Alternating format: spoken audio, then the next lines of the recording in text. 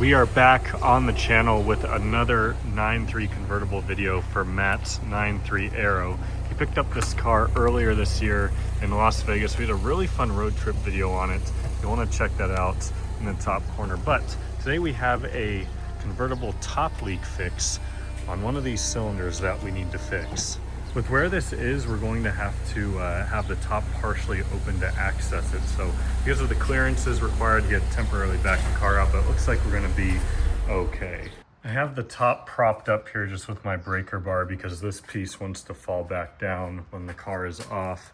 And this cylinder right here is what is leaking. So if you come down here, you'll see it's been cleaned up, but even just from putting the top down, there is a little bit of hydraulic fluid right there that is already accumulating. And if I stick my finger underneath here, you can feel that it's a little bit wet. So this is apparently a very common leak point on these cylinders. There is an O-ring inside here that goes bad over time. And so we have new O-rings to replace that, but what we need to do is remove the cylinder first. So there are two hydraulic lines on here that we need to pull off. And then there is a couple of clips, one on each end, that we need to remove to fully pull the cylinder out. On the inside side of this here, there is a little metal clip that we need to pop off. So I'm just going to use a flathead for that. Just simply pry up on the part that's holding the cylinder in, and it just slides right off. You can see that this is now able to pull out. So we're good on this end. Now we need to come over here to this end, which is the tighter part, the part that is quite difficult to see. So the inside here is really tough to see. I'll show you all this a little bit better once I have it off, but there is a metal tab that hooks onto the actual cylinder itself that I need to unhook from the cylinder. Just like that, and then it'll flip around and I can pull that piece out. Now it is imperative that the cylinder remains unharmed during this. If you're on Reddit, you might know what that's referring to. But this is what this looks like. So this goes through the cylinder end, this clips into the cylinder. So if you unclip this, you can swing that up and then the whole thing will pull out. But now I'll pop out the other end here,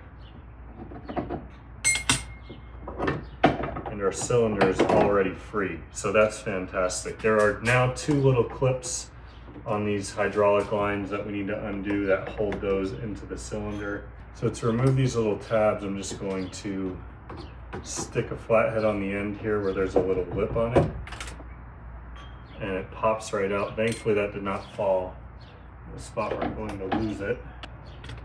So one thing to be careful of is each of these hydraulic lines has an O-ring in it. From my knowledge and what I've watched online and been told, we can reuse these O-rings. Looks like this one stayed in the cylinder, as did this one. So that's good news, but that is our cylinder removed, and we're going to put a paper towel down. We're not losing any hydraulic fluid, which is good, but we will just put a paper towel down just to be safe, to avoid making any mess. Again, the O-ring that fails is the O-ring that sits right inside this cylinder wall here, and there's a bit of a plunger that we need to take out that houses that O-ring. In order to get that in, there are little crimps that we need to cut off and Dremel around. These crimps are only here in factory apparently for pressure testing, and what actually holds this in is the pin.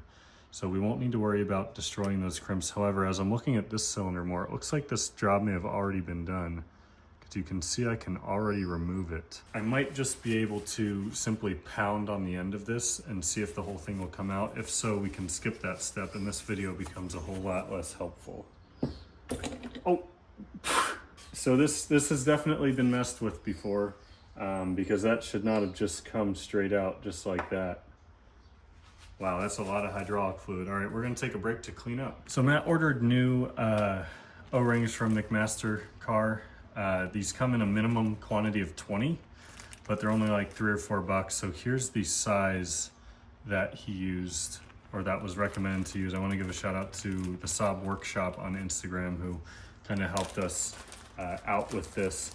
Again, if you were to do this job and you need to Dremel, there is just little pinch welds and stuff almost, you can see kind of around here, that just need to be sawed off the whole way around, and then you can get to the step where we were at, where you pound it out using the top part of the cylinder there. So I'm also going to clean the inside of this cylinder.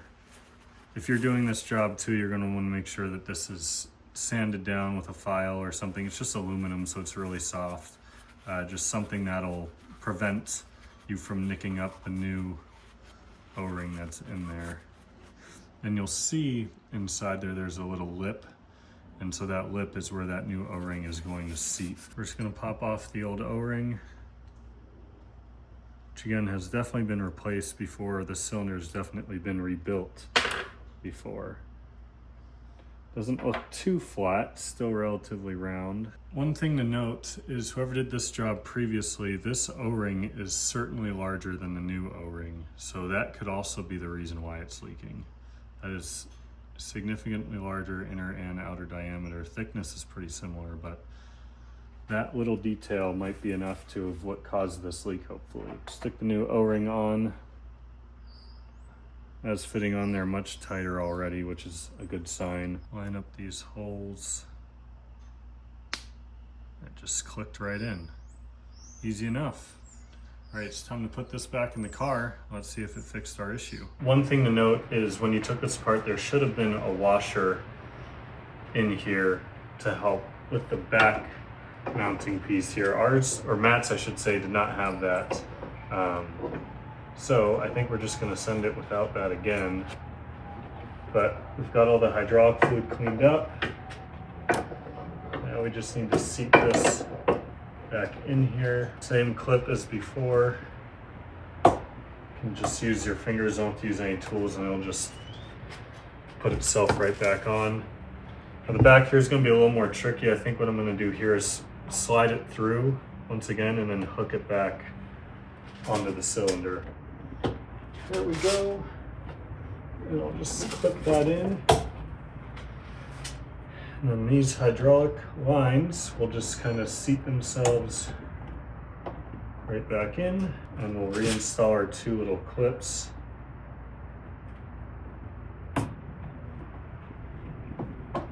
There we go. That is reassembly all done. All right, here we go. We're gonna give her a test, see if she leaks. Backing out because with the garage open, there's just barely not enough clearance to put the top down. So here we go. Let's hope she stays dry.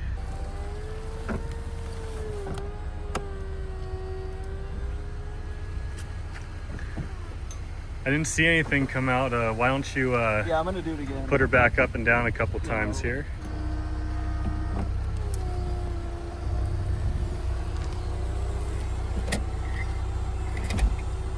Still nice and dry.